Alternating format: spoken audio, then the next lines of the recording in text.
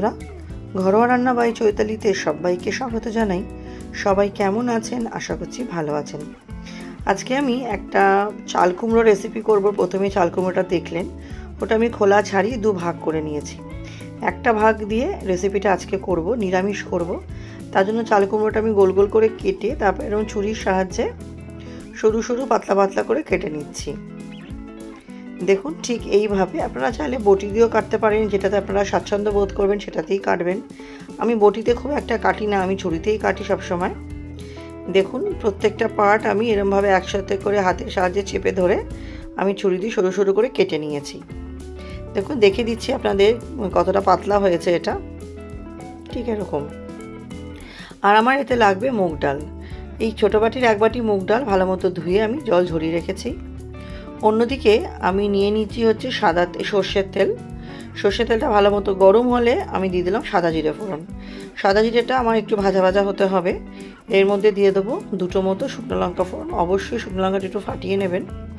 দিয়ে খুন্তির সাহায্যে ফোড়নটা আমি কয়েক সেকেন্ড একটু নাড়াচাড়া করে নেব, যাতে ফোড়ন দিয়ে একটা খুব সুন্দর গন্ধ আসে। তারপরে আমি 1 ইঞ্চি আদা আর 4-5টা মতো লঙ্কা গ্রেটারে গ্রেট করে থেতো করে রেখেছিলাম। ঝালটা আপনারা আপনাদের স্বাদ অনুযায়ী দেবেন। লঙ্কাটা দিয়ে ওপরে অল্প একটু নুন দিয়ে দেবো। নুন দিয়ে এটা আমি খুব ভালো মতো একটু ভাজা ভাজা করে নেব, যাতে খুব সুন্দর একটা গন্ধ আসে, কারণ ফোড়ন ভাজার গন্ধটা ভীষণ ভালো লাগে। তারপরে এর মধ্যে আমি দিয়ে দেবো হচ্ছে মুগ ডালটা, যে মুগ ডালটা আমি ধুয়ে জল ঝরিয়ে রেখেছিলাম। এই মুগ ডালটা দিয়ে মশলার সাথে মুগ ডালটা খুব ভালো মতো আমি কিন্তু কষিয়ে নেব। এতে মুগ ডালটা ভাজা ভাজা হয়ে যাবে আর মশলার সাথে পুরো মুগ ডালটা আমার মিশে যাবে। দেখুন, ঠিক এইভাবে।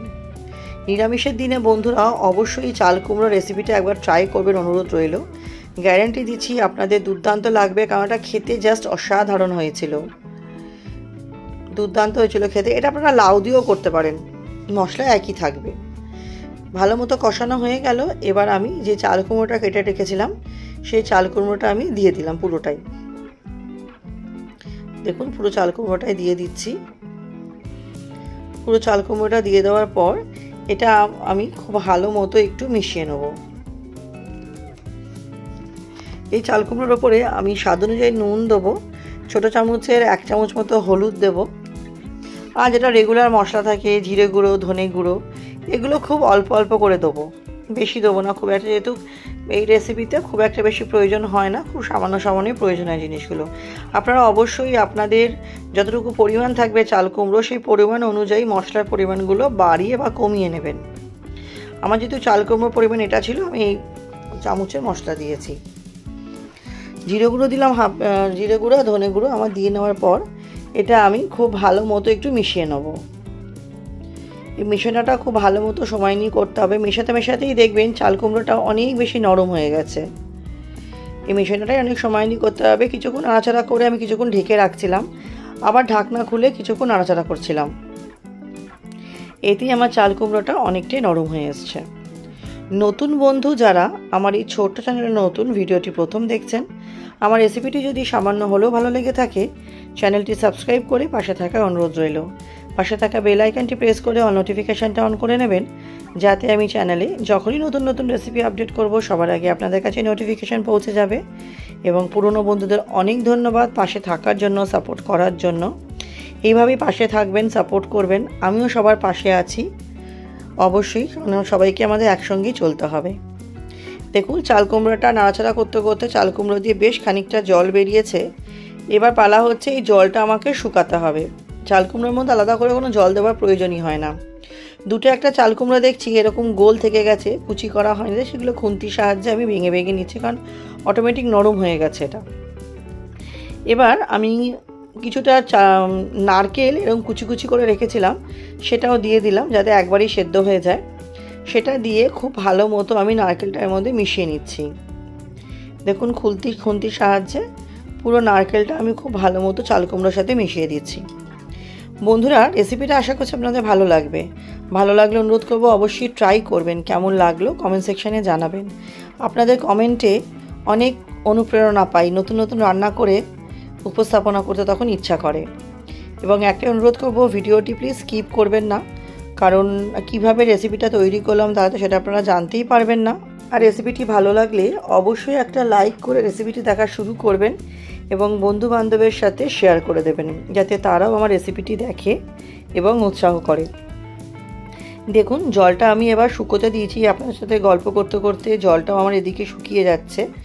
জলটা খুব ভালো মতো শুকিয়ে নিতে হবে, না হলে হয়ে যাবার পরে কি হবে, চাল কুমড়োতেই জল ছাড়বে। তাই এই রেসিপিটা পুরোই শুকনো শুকনো, যতই আপনি শুকনো শুকনো করুন, মানে গ্রেভি টাইপের হয়, যেটা আপনি রুটি দিয়েও খেতে পারবেন। আমি তো ভাত দিয়ে খেয়েছিলাম, খেতে দারুণ লাগে। কিন্তু যারা রাতে রুটি খান তারা কিন্তু রুটি দিয়েও খেতে পারবেন, খেতে কিন্তু দুর্দান্ত হয়। যারা চাল কুমড়ো খেতে পছন্দ করেন না, গ্যারেন্টি দিচ্ছি তারাও চাল কুমড়োটা পছন্দ করবে। দেখুন এইভাবে একবার অবশ্যই বানিয়ে দেখবেন। তো চাল কুমড়োটা আমার প্রায় শুকিয়ে এসেছে। এটা আমি এবার এর মধ্যে দিয়ে দেবো কিছুটা চিনি। এমনি চিনি আমরা দিই সমস্ত স্বাদকে ব্যালেন্স করতে, এছাড়া নিরামিষ রান্না একটু অল্প একটু মিষ্টি না দিলে ঠিক টেস্ট আসে না।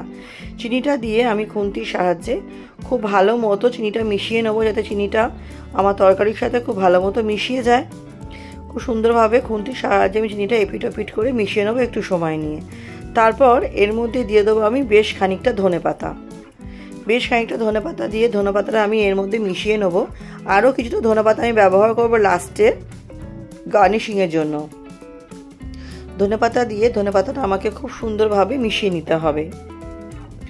দেখুন ঠিক এইভাবে ধনেপাতাটা আমি মিশিয়ে নিচ্ছি। বন্ধুরা আমার রেসিপি আপনাদের কেমন লাগে সেটা অবশ্যই কমেন্ট সেকশানে জানাবেন, আপনাদের কমেন্টের অপেক্ষায় থাকবো।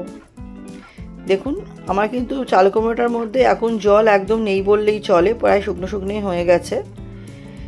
ধনেপাতাটা আমি খুব ভালো মতো মিশিয়ে নিচ্ছি। আমার রেসিপিটা প্রায় শেষের দিকে, এখন এর মধ্যে আর কিছুই মেশাবার নেই, শুধুমাত্র এটাকে আমি নেড়ে চেড়ে নিচ্ছি যাতে এটা একটু মাখো মাখো ভাব চলে আসে। দেখুন কত সুন্দর একটা লুক এসে আপনাদের আমি কাছ থেকে দেখাচ্ছি। এটা খেতেও কিন্তু দুর্দান্ত হয়েছিল, আপনারা অবশ্যই একবার ট্রাই করবেন বাড়িতে। রেসিপিটা আমার কমপ্লিট হয়ে গেছে। আর ভিডিওটা আজকের মতো আমি এখানেই শেষ করছি। নেক্সট দিন আবার হাজির হয়ে যাব নতুন কোনো রান্নার সাথে। আমার সাথে ভিডিওটি শেষ অবধি দেখার জন্য আপনাদের সকলকে অনেক ধন্যবাদ। সবাই ভালো থাকবেন।